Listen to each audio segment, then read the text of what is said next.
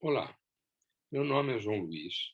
Eu estou aqui para apresentar e divulgar um software que eu desenvolvi no sentido de produzir simulações de epidemias, simulações de epidemias em geral, né? Inspirado nos eventos atuais sobre a pandemia do coronavírus, e eu pretendi desenvolver uma aplicação no sentido de estudar o comportamento de epidemias nas mais diversas condições. Eu não pretendo aqui encerrar a discussão sobre simulações, muito pelo contrário. A gente encontra simulações na internet excelentes, muito abrangentes, muito bem estudadas, muito bem baseadas, né, em princípios de gente muito bem preparada para isso. No entanto, eu quis desenvolver um software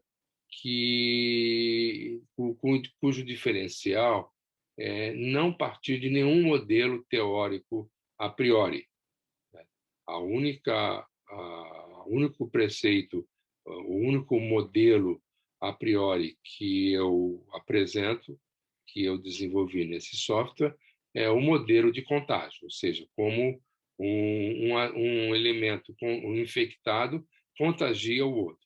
Com esse modelo de contágio, eu desenvolvo uma simulação baseada em séries de números aleatórios para estudar e ver como é que a epidemia, o mal, a doença se espalha numa área delimitada de indivíduos, sejam elas seres humanos, sejam elas animais ou plantas e coisas desse tipo. O software está disponível no GitHub, certo? Eu vou colocar aqui o endereço onde vocês podem encontrar, vocês podem baixar.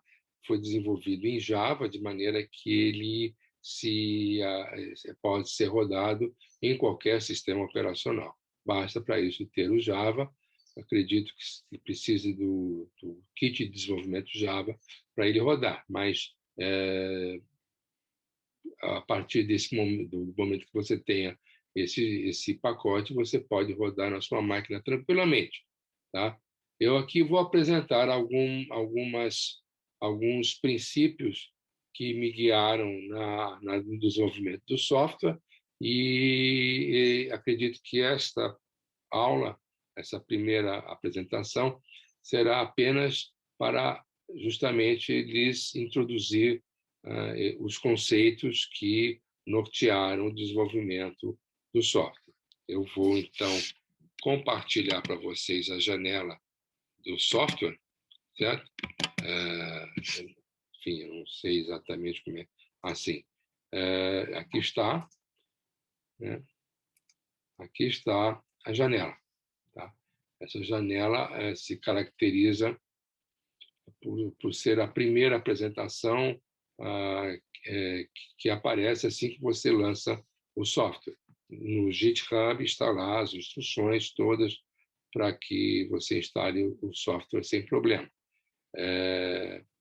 Aqui, assim que o programa é lançado, então aparece já um gráfico com os resultados da primeira simulação. Ele roda uma simulação automaticamente assim que ele é lançado, a partir dos parâmetros que são fornecidos aqui e que vou explicar um a um para que fique mais claro o que pode ser feito, né? Aqui, essa curva em preto é a curva do número de infectados para uma certa rodada. Como é que a coisa funciona? O princípio geral de uma simulação, o princípio geral de um modelamento de epidemia é o seguinte: você congela no tempo a área, a comunidade, o espaço onde vai ser desenvolvida a epidemia, você congela no tempo, todos os elementos ficam parados e procura-se ver quem pode ser contagiado a partir de um certo número de indivíduos infectados. A partir desse número, usando um modelo de contágio, de como a doença se espalha contagiando os outros, então, a partir daí, se conta o número de novos infectados, se adiciona o número de infectados já presentes, se subtrai aqueles que eventualmente se recuperam da doença ou aqueles que eventualmente podem morrer, e coloca-se o gráfico instante a instante, ou então a rodada, como colocado aqui. Essa, então, é a dinâmica de como o modelo de simulação de epidemia funciona. Tá? Colocado em gráfico, esse gráfico evolui, chega a um máximo e depois vai diminuindo até ser completamente dirimido. Este gráfico aqui, então, é o gráfico do número de infectados por rodada. Esse número de infectados por rodada não é o número de notificações por rodada, são duas coisas diferentes, né? Esse número de infectados por rodada é também conhecido como os ativos, o número dos ativos, né? E tem importância na medida que você fica sabendo quantas pessoas, ou qual é a porcentagem de pessoas que estão infectadas e que representam o risco de te infectar também, porque você é infectado, você é contagiado a partir de pessoas que estão doentes, que estão infectadas. Tá? Aqui, no caso, o número de infectados chega a 302, numa população de 1.000, como está aqui, diria que cerca de 30% da população está infectada. Em outras palavras, levando para uma extrapolação da pandemia, você sabe que 30% das pessoas que você encontra na rua, quando está andando, em média, estão infectadas e capazes de te infectar também, né? Então, esse número de ativos é um número relevante nesse sentido. Os outros gráficos eu vou explicar depois, né? Mas o importante é que a gente fique sabendo que uma simulação é feita e o programa produz, então, um gráfico de como evolui o número de infecções e recuperações no tempo. Qual é o modelo que eu estou considerando, então? O modelo que eu estou considerando na simulação é o seguinte: eu assumo uma distribuição normal como uma distribuição de contágio, ou seja,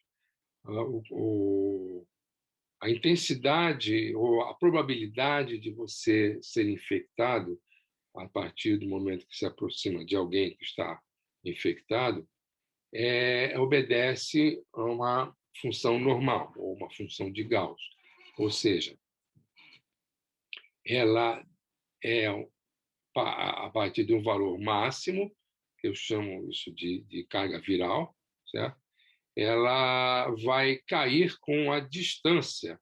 À medida que você se afasta da pessoa infectada, a distância esse R vai determinar a queda da probabilidade que você tem para se contaminar. Quando você chega a esse valor sigma, que dá uma escala, né, de distância de contágio, chega a 36,8%. Isso é o que diz a curva normal, a curva de Gauss. Então, você, quando está a essa distância da pessoa contaminada, você tem uma chance de 36%. quando você afasta-se de 2 vezes o sigma, você tem a chance de ser contaminado de 1,8%. Quando você está aqui, no centro, ou está exatamente a uma distância desprezível da pessoa contaminada, você está na chance máxima de ser contaminado, que é um valor C0. Ele pode chegar ao máximo 1, ou seja, ao máximo de 100%, né? No valor que não pode passar desse contágio mais. Não tem sentido você falar em probabilidade de ser contagiado em 110% ou 120%. O máximo é 100%. Né? Bom, no programa, verdadeiramente, há 2 modelos de contágio, 2 modelos de probabilidade de contágio. O primeiro modelo, cujos parâmetros definem o que eu chamo de distribuição normal, é dado por essa expressão aqui. Você escolhe o valor central da probabilidade máxima, que eu chamo de carga viral. Você também dá esse valor aqui, no caso, então, ele é o inverso do sigma, e que eu chamo de distanciamento social. Esse valor vai determinar o quanto você, em respeito ao comportamento do vírus, ou do agente infeccioso, se comporta do ponto de vista de distanciamento, né? E, finalmente, esse beta aqui, que eu chamo de slope, o programa inicialmente assume o valor 2, né? O que faz com que, na prática, essa distribuição seja uma distribuição normal. Você pode avaliar esse beta como você quiser, como você achar que é melhor, como modelo de contágio do seu agente infeccioso ou do agente infeccioso que você está estudando. O modelo, então, é esse. Você tem aqui um indivíduo infectado com essa estrelinha de 5 pontas, laranja ou dourada, como queira, né? E os outros elementos, os indivíduos, estão aqui a diferentes distâncias um do outro. Na medida que esse elemento está a essa distância R1, certo? Então, o distanciamento social determina aqui o que valor que essa distância R1 vai dar para a função de probabilidade de contágio. Numa distância R2, na distância R3, o S permanece constante com respeito a todo mundo, para efeito de comparação. O outro modelo de contágio, que eu chamo de modelo de potência, também é determinado pelos mesmos parâmetros, só que ele tem funções diferentes. A única coisa que mantém-se semelhante é o distanciamento social com respeito à distância entre os 2 indivíduos, o suscetível e o contagiado, o infectado, certo? De resto, esse beta vai entrar como potência, mas a potência dessa diferença, 1 menos SR, e o C0 continua sendo a carga viral, mas ele é um coeficiente, não mais do expoente, é coeficiente desta função de potência.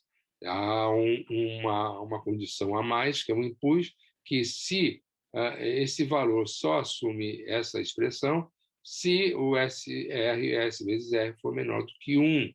Se ele for superior a 1, então ele deverá ser 0. Por quê? Pelo seguinte, essa diferença aqui, para SR maior que 1, será um valor negativo, né? Isso é infinito. Ou seja, se esse beta for par, ele vai fazer a função subir. Tá? E não faz sentido, não existe modelo de contágio em que, depois de uma certa distância da pessoa, definida justamente pela capacidade de infecção do agente infeccioso, aumentar à medida que vai se afastando. Isso não tem sentido. Então, ele é 0, ele assume, ele se aproxima de 0, chega a 0 para igual a 1, e a partir daí ele deve ter o valor 0.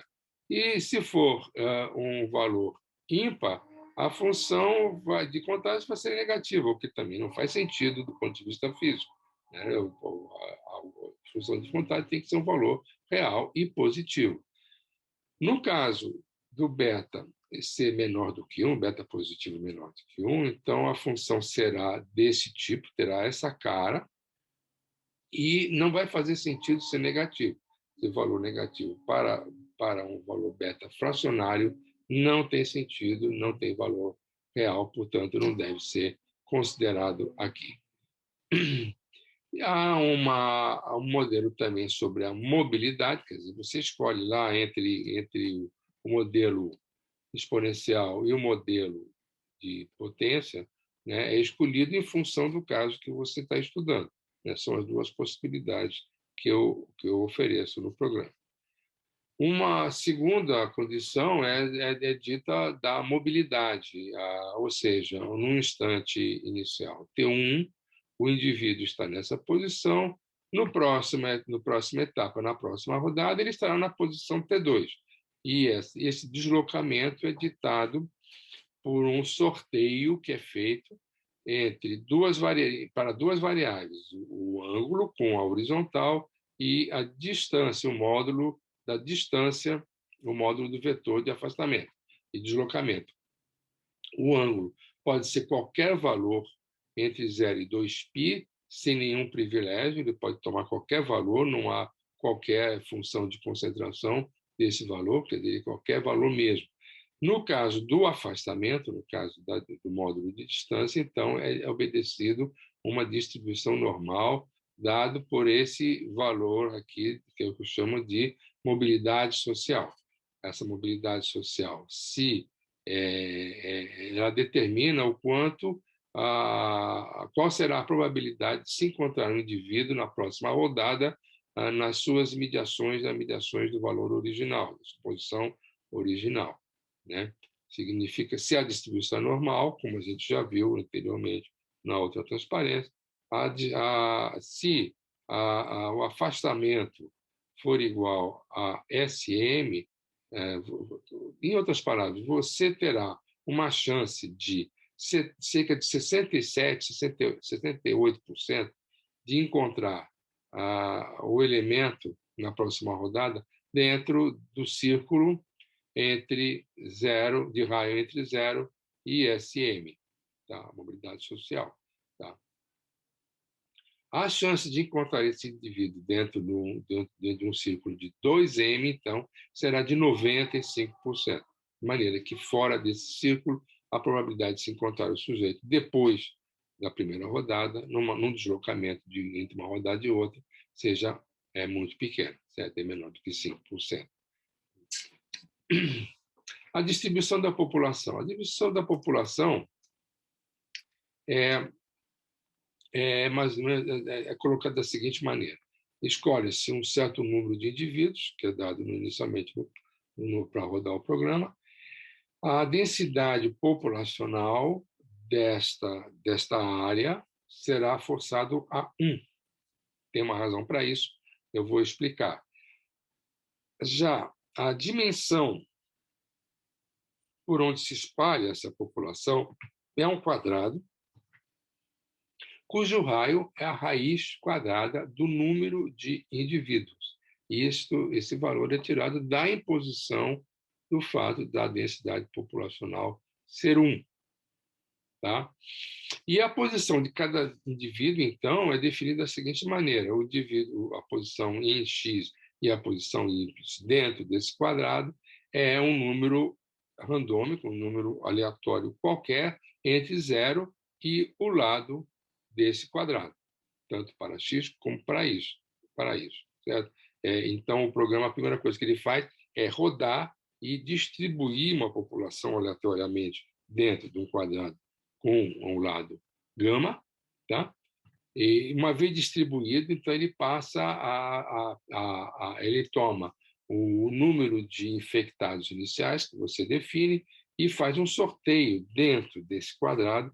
Ele sorteia quais são os indivíduos que estarão inicialmente infectados. tá? Então, esse sorteio é feito no início, na primeira rodada. Então, a rodada 0 não acontece nada, a não ser que a distribuição dessa população na, na, na área definida e a escolha do número definido de infectados, o número inicial de infectados definidos no parâmetro do programa. Em seguida, voltando lá à janela da simulação, certo? Eu separei os parâmetros em 4 tipos, certo? Que você pode mexer. Tá? O primeiro conjunto de parâmetros que eu quero discutir são os parâmetros do mal, os parâmetros da doença, ou parâmetros da moléstia, que é um termo muito interessante, não é muito mais usado, era usado muito pelos nordestinos, né? Isso é da moléstia, né? Mas a moléstia quer dizer exatamente isso. Eu acho a melhor tradução do termo disease em inglês é moléstia, os parâmetros da moléstia, ou seja, parâmetros que definem a qualidade, que qualificam o mal que está atingindo aquela comunidade ou aquela área de indivíduos suscetíveis, certo? Eles são os seguintes, né, os parâmetros. O período de incubação, uma vez que o sujeito é infectado, ele passa por um período de incubação. Esse período de incubação está numa faixa de número 0 e 3. Você pode ver aqui que o 0 está separado do 3 por um ponto e vírgula, que é o código, que é a chave que eu criei para dizer que isto aqui é uma lista, é um número. Se for o caso, a gente vai ver, você pode colocar vários valores e esses valores são separados por ponto e vírgula para mostrar que é lista e poder separar os valores dentro do programa. Tá? No período de incubação, aqui no caso, ele toma 2 valores, é obrigatório, entre 0 e 3. Se você tiver com algum mal, estiver lidando com um modelo de alguma peste, uma epidemia, uma praga, tá? Cujo período de incubação, por exemplo, é 0, quer dizer, o indivíduo, o ser, é contaminado, imediatamente fica doente, certo? Então não há variação aqui, certo? É só 0. Mas você não pode pôr só 0 aqui, ele vai reclamar. Então você tem que pôr 0, ponto e vírgula, 0, tá? Porque tem que ser 2, é obrigatório. Em seguida, a fração da população que é assintomática, ou seja, sempre tem aqueles que pegam a doença e simplesmente não manifestam qualquer sintoma. Ou se manifestam sintomas, são muito fracos, ele confunde com outra coisa, ou ele fica doente e sara e simplesmente não comunica às autoridades. Então, no cômputo oficial, o valor dele não aparece. Tá? Essa é a fração que eu escolhi, cerca de 30%, acredito eu, que seja o número de assintomáticos no caso do coronavírus. Ontem, acredito, eu vi que em São Paulo, na televisão, deram que em São Paulo, dos população jovem, 50 e tantos por cento, 56%, dos que ficaram doentes, 30% não demonstraram qualquer sintoma. Isso faz... Enfim, eu cheguei ao cálculo de 18% no caso de população jovem.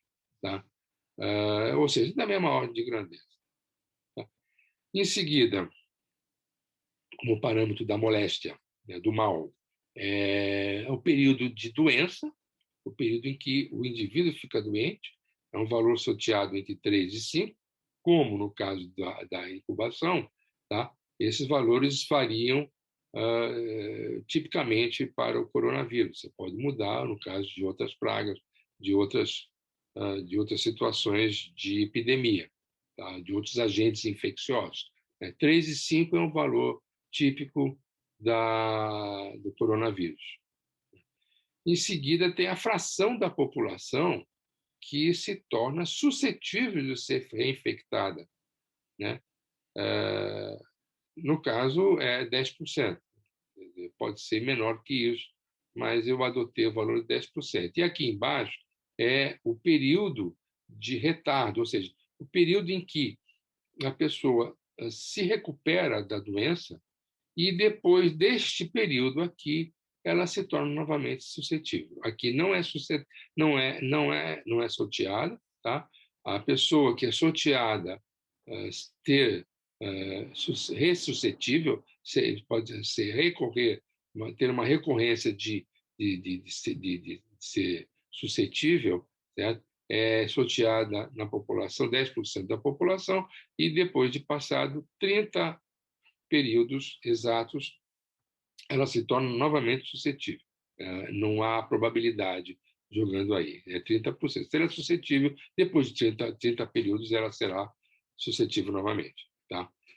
Aqui é a população sob risco, é o grupo de risco, 20% é o grupo de risco, né? Aqui como está declarado, e a probabilidade desse grupo de risco morrer é de 50%. O que significa grupo de risco?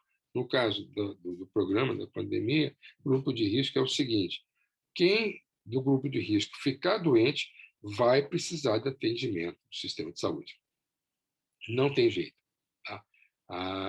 Então, o grupo de risco é um pouco diferente do grupo de risco que nós estamos vendo aí, em que certas pessoas são consideradas do grupo de risco, mas ficam doentes simplesmente, sabe, sem nenhum problema, não tem nenhuma sequela, nenhuma consequência por conta disso. Né? No caso do programa, não. Quer dizer, o grupo de risco é aquele que é definido. Ele ficou doente, ele precisa de atendimento. E se ele tiver atendimento, ele pode morrer com 50% de chance. Tá? No caso de não ter atendimento, por qualquer razão que seja, tá? A chance será de 90% de morrer. É diferente, bem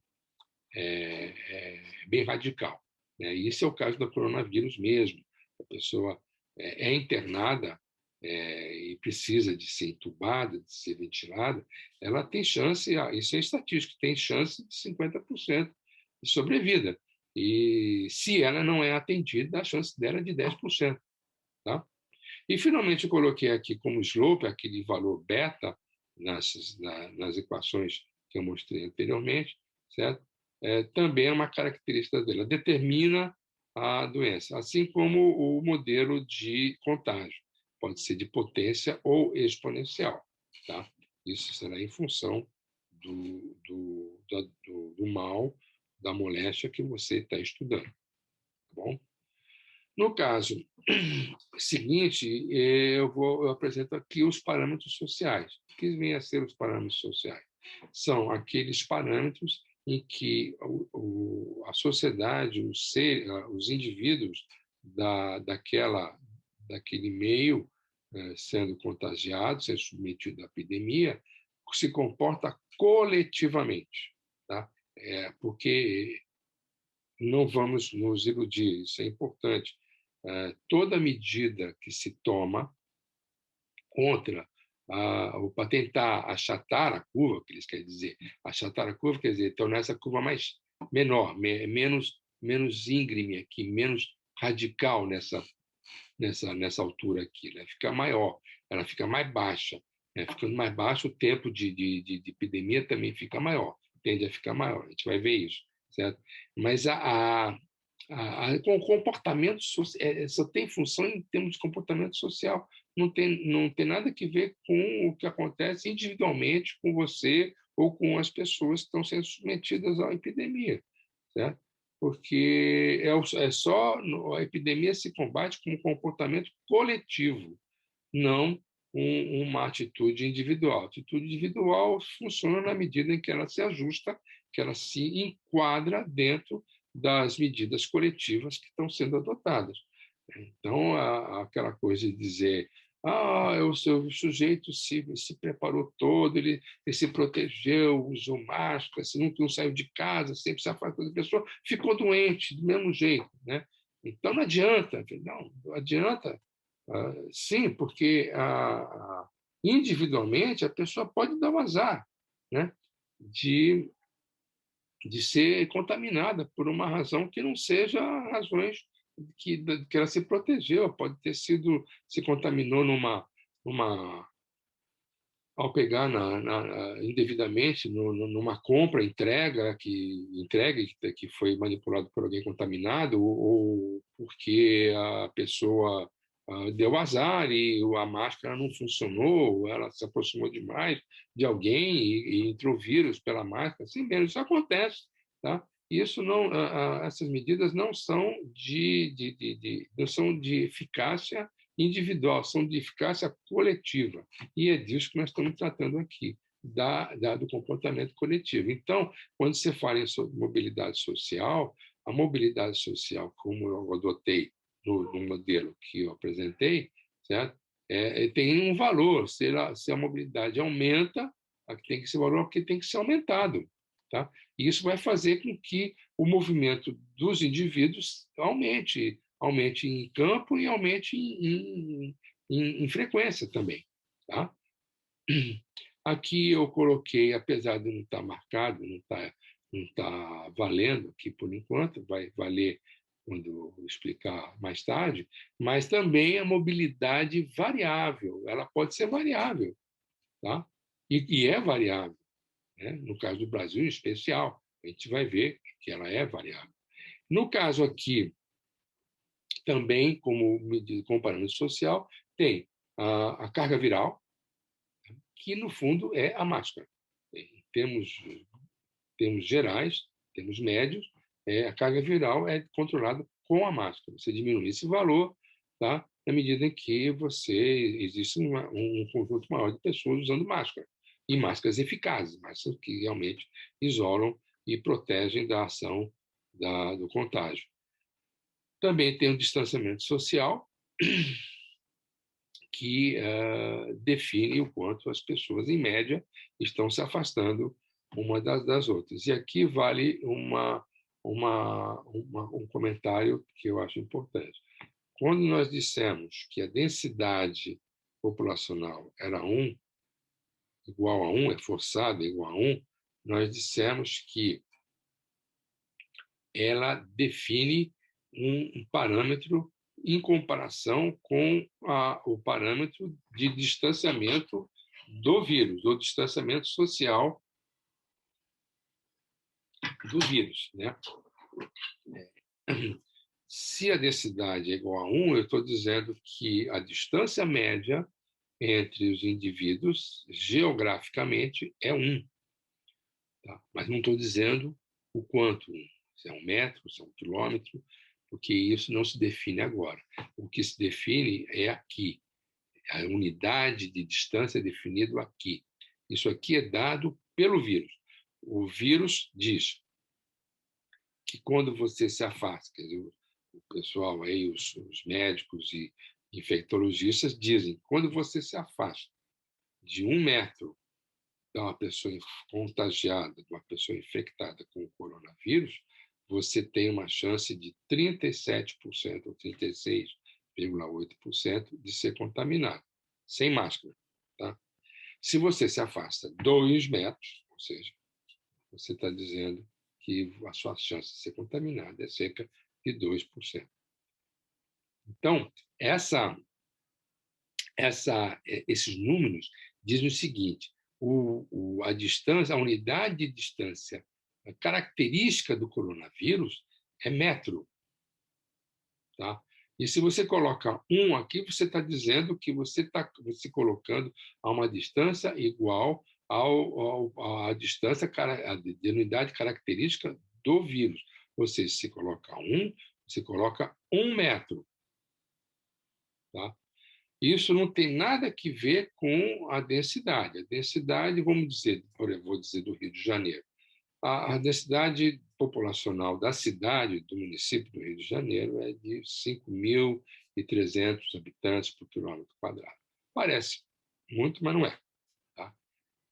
Na prática, significa que a densidade média da população da cidade do Rio de Janeiro é de 1 habitante por 200 metros quadrados. Isso, em termos de distância, né, significa que a distância máxima, média possível dos habitantes da cidade do Rio de Janeiro é de cerca de 13 metros, um pouco mais que 13 metros. Né? Ou seja, se você coloca aqui 13 metros, nem isso. Né? Você coloca aqui metade, 6,5. Você coloca 6,5 metros aqui, tá? É o valor máximo possível de distanciamento social na cidade do Rio de Janeiro. Por que eu digo metade? Porque o dobro daqui tem que ser considerado. Né? Você coloca-se uma distância de 13 metros, seria 2 vezes o distanciamento social. Né? E aí completa-se a distribuição de Gauss. É uma distribuição normal. Então, eu vou dizer o seguinte: na cidade do Rio de Janeiro, o distanciamento social máximo possível é de 13 metros. Tá? E o ideal é de 6,5 metros, em média. Tá? Ora, o vírus, se você coloca 13 metros aqui, cara, 6,5 metros aqui, não vai ter pandemia, não vai ter epidemia. Certo? É um fator simples. Por quê? Porque ele é muito maior do que a chance de contágio do coronavírus, cuja unidade padrão de distância característica é de 1 metro.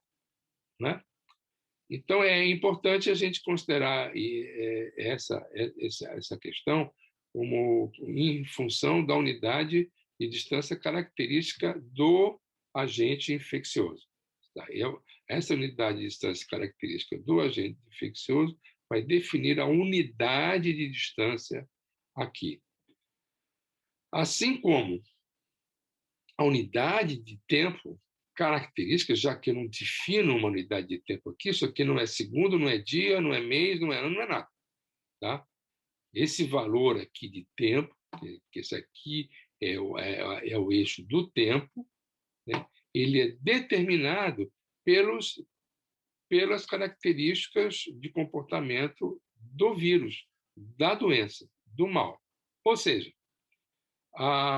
o período de incubação de 0 a 3, você sabe que o período de incubação de 0 a 3 semanas é típico do período de incubação do coronavírus. O período de doença de 3 a 5, você sabe que de 3 a 5 são semanas no caso do coronavírus. Tá?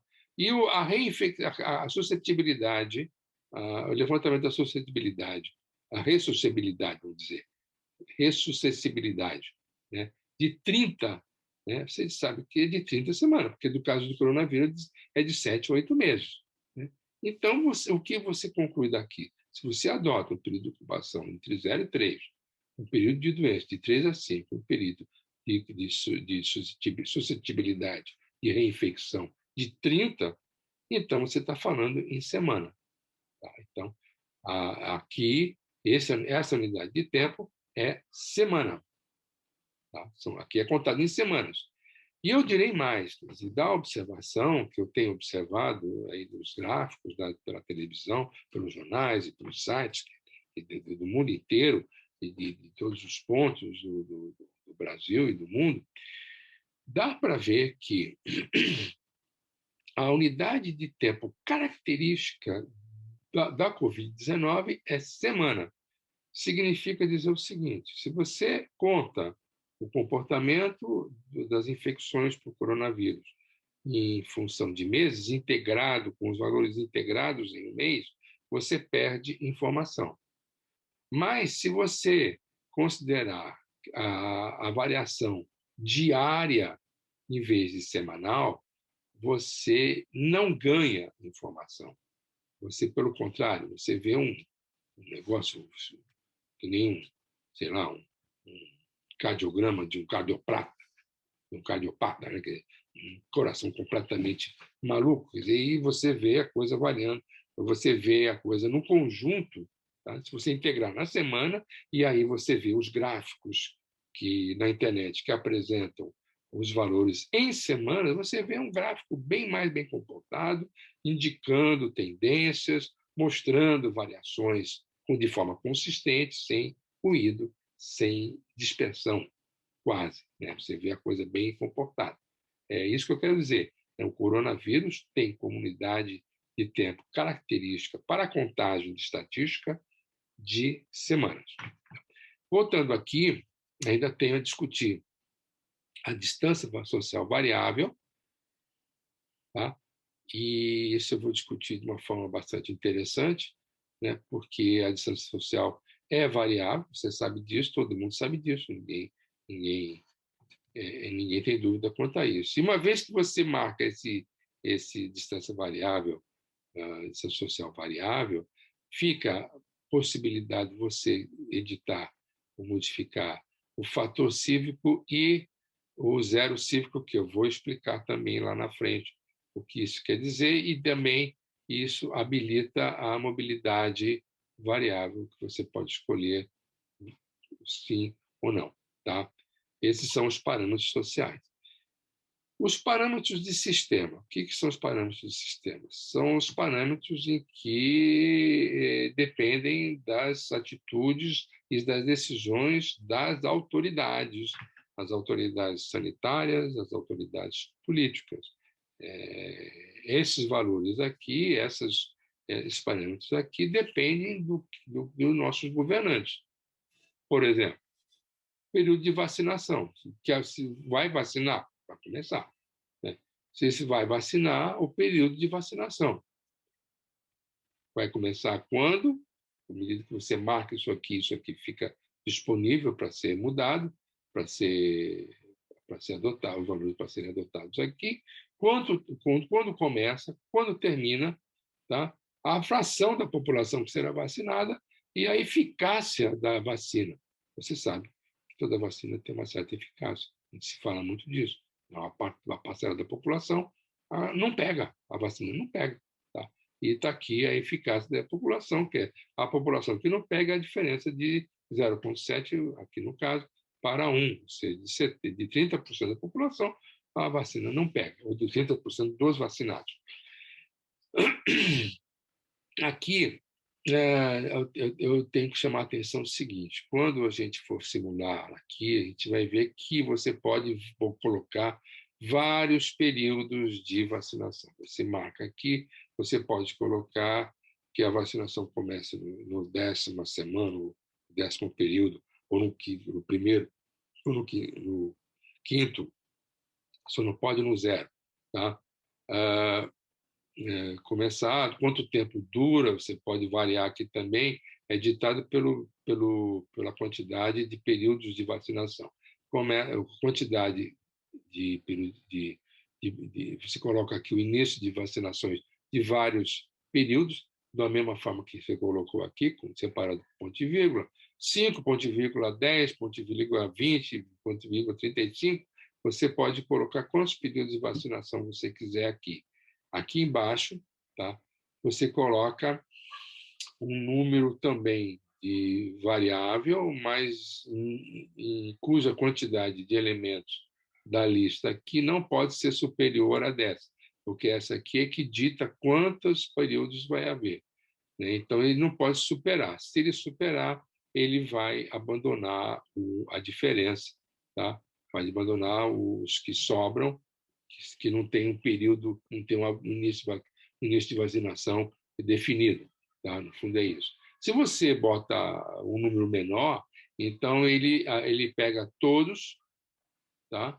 E os últimos períodos de vacinação ele adota como sendo o último colocado aqui. Tá? Por exemplo, se você bota 3 períodos de vacinação aqui e só um número aqui, bota 5, 15 e 30, né? E aqui bota 10, então o primeiro período de vacinação será de 5 a 15. E depois aqui virá 15 mais 10, 25. Depois de 30 mais 10, 40, tá? Serão os períodos de vacinação, ou 40 menos 1, o que é um número certo, tá? De 10 períodos. Mesma coisa aqui, você pode colocar diferentes frações de população, tá? E você pode colocar diferentes eficácias para diferentes vacinas. Você faz a coisa como é feita aqui, com várias vacinas, se é que vai ter, porque parece que estão parando de fabricar aqui no Brasil, né? Não tem matéria-prima nem insumo, então não sei se vai ter mais vacina por aí. De qualquer forma, esses valores aqui você pode adotar todos por separação em um ponto e vírgula, tá bom? Não tem problema. E há uma condição também no programa. O indivíduo que é vacinado num período ele não pode ser vacinado novamente no mesmo período. Mas, se tiver mais de um período, ele tem a mesma chance de ser vacinado num outro período. Tá? Não está fechado para diferentes vacinas, caso cada indivíduo. Tá bom? E, por outra coisa que é definida pelas nossas autoridades, né? Tudo isso é definido pelas autoridades. Sua capacidade de colocar a vacina disponível, né, o mais rápido possível, o quanto antes, né, é uma decisão de autoridades governantes, como também em que época que serão aplicadas, em função das suas possibilidades, e que tipo de vacina que é escolhida para ser aplicada. Também vai definir esses dois parâmetros aqui. Finalmente, a capacidade de saúde do sistema. O sistema de saúde. O sistema de saúde tem um nível. E aqui, no caso que eu coloquei, é 2%, 0,02%. 2% da população pode ser atendida ao mesmo tempo, né, no sistema de saúde. O sistema de saúde, então, ele tem uma capacidade e você pode ver que a linha pontilhada vermelha aqui define a capacidade do sistema de atender a população. Se essa capacidade é ultrapassada, que é o que acontece aqui, a gente vai ver isso, tá? Então, a pessoa que precisa de atendimento médico, de atendimento do sistema de saúde, passa de ter uma chance de 50% de morrer para uma chance de 90%, caso ela não possa ser atendida pelo sistema de saúde. Tá? Finalmente, os parâmetros de controle numérico, quer dizer, aquilo são os parâmetros do programa. Os parâmetros de controle numérico são o número de passos máximo que o programa vai dar. Você pode ver aqui que o último passo, a última rodada, foi na rodada 35, quando o programa não achou mais ninguém infectado. Quando o programa não acha mais ninguém infectado, ele para e joga os dados para o controle de tela, o controle de gráfico, para mostrar o que a gente está vendo aqui. Tá? E você pode ver que é 35, que é menor que 200. Por que isso? Porque isso aqui é o número máximo de passos. Isso é para proteger o programa do caso em que você tem um número muito grande de passos a dar, tá? E pode durar muito tempo, pode ser constrangedor, entendeu? Para o próprio sistema operacional, né? Ou então não é uma epidemia, é uma endemia de não termina nunca, né? Na medida que há reinfecção, depois de um certo tempo, a população é reinfectada e novamente começa o processo de espalhamento da pandemia, da doença. Então, ele fica caindo e voltando, subindo e descendo indefinitivamente, que é o que acontece, por exemplo, com influenza, com a gripe, com outros tipos de doença, sobretudo respiratória, né? Esse é chamado de endemia e o programa não termina nunca de calcular. Então, é preciso parar num certo ponto. Quando ele chega nesse valor máximo, ele para e devolve para você. Aí você verifica se a epidemia acabou ou não, se você está num regime de endemia, e essas coisas podem ser vistas aqui. Tá? A população aqui adotada é de 1.000, e você pode dizer, mas 1.000 é um número muito pequeno, quer dizer, nós temos no Rio de Janeiro, temos a São Paulo, temos Belo Horizonte, Porto Alegre, todas as cidades têm muito mais que 1.000, né? E que adianta fazer uma simulação para uma população tão pequena? Bom, primeiro, a ideia desse pacote não é reproduzir a situação real, não é reproduzir o que se passa. Tá? A ideia deste programa é fazer uma simulação. E como o próprio diz, simulação não é realidade, é simulado. É alguma coisa que você pode mexer, pode estudar para saber o comportamento de maneira qualitativa. Tá? A simulação tem como principal objetivo dar uma ideia qualitativa do que está acontecendo. O valor 1.000 que eu escolhi para iniciar o programa é um valor razoável em que o programa responde com um tempo razoável à simulação, aos cálculos. Né?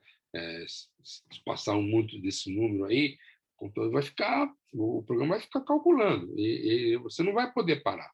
Não tem nenhuma tecla aqui que você clica, stop, para, não tem.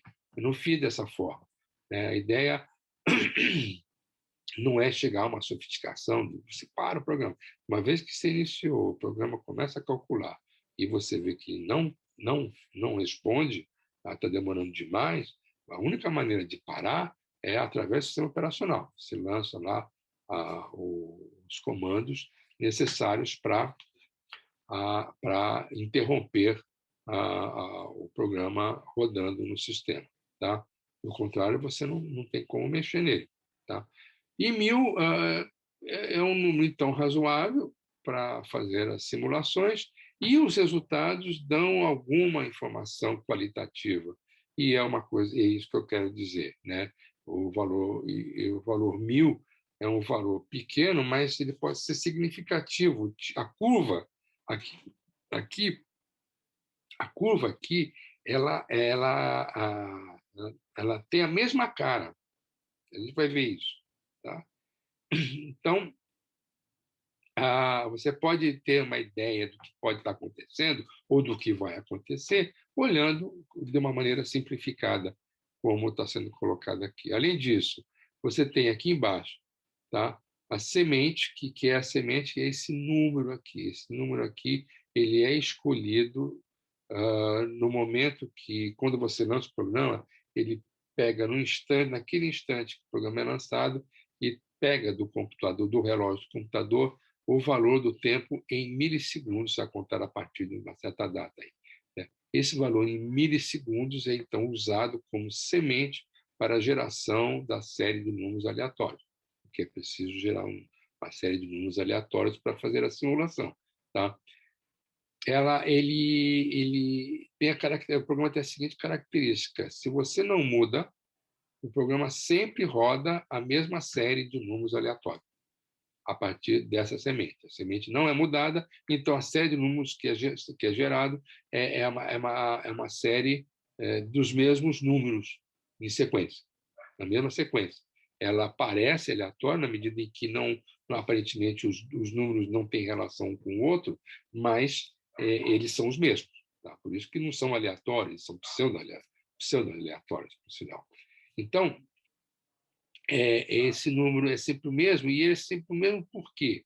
Porque assim você pode mudar os parâmetros como você quiser e comparar, tá? Diante da primeira situação, da situação inicial, como é que as coisas variam em função dos valores que você mudou. Se você permite que essa semente seja mudada, a série de números aleatórios será outra, completamente diferente, e você não pode dizer, poxa, mas melhorou ou piorou? Porque a situação mudou, as condições mudaram. Tá? Então, a gente vai ver isso. Eu deixo como constante a semente, tá? A menos que você mude. Você pode clicar aqui. Quando você clica aqui, esse número muda, porque ele pega o valor em milissegundos do relógio do computador no instante que você clica aqui, tá? E põe aqui.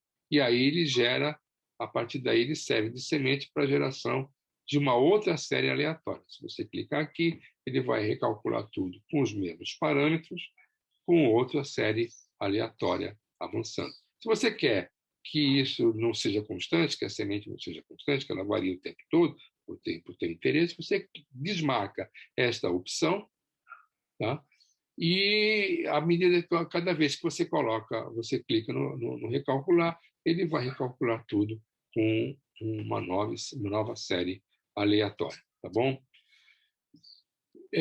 O que é essa série aleatória? Essa série aleatória é o seguinte: não existe na matemática, na matemática da computação, na ciência da computação, não existe um algoritmo perfeito de geração de números aleatórios. Tá? Toda geração de números aleatórios, todo algoritmo precisa de uma semente para ser jogada no algoritmo e, a partir dessa semente, ele gerar a série de números aleatórios. Os números são pseudo-aleatórios, porque o algoritmo é bastante eficiente. Tá? Se você tiver o trabalho de fazer uma geração muito grande desses números, você vai ver que a média deles, né, essas são denotações diferentes da média, a média deles é zero, ou é muito próxima de zero. Tá? E essa é uma das características do número aleatório. A segunda característica do número aleatório é que ele não se correlaciona com ninguém, tá? Se não for ele mesmo, ele é zero, e se ele for ele mesmo, então ele tem um valor de variância aqui. Essa correlação só se dá se a série que você está estudando for de números aleatórios. Aí você vai achar uma correlação entre eles. Essa é a definição matemática de número aleatório, de sequência de números aleatórios. E é isso que o programa faz, mas para isso ele depende de uma semente. Se você mantém a semente, você gera a mesma série a cada vez que você for rodar essa sequência, esse programa. Tá? Então, não se pode dizer que seja números aleatórios, porque no número giratório, em princípio, você não sabe o que vem. Você dá uma sequência, você não pode deduzir o próximo valor. Isso é número aleatório.